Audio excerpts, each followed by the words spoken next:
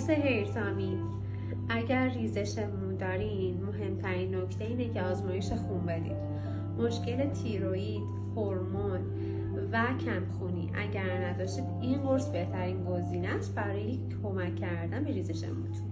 این قرص کمک میکنه ریزش موهاتون کمتر بشه، رشد موهاتون افزایش پیدا کنه، موهای شفافتر، پرتر و زیباتر داشته باشید.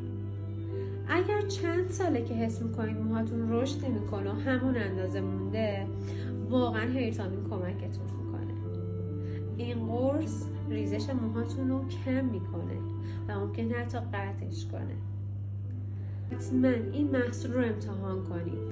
این محصول به صورت کپسول و پاستیله، هر دوشو میتونید تهیه کنید.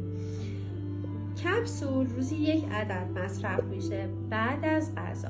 میتونید بعد از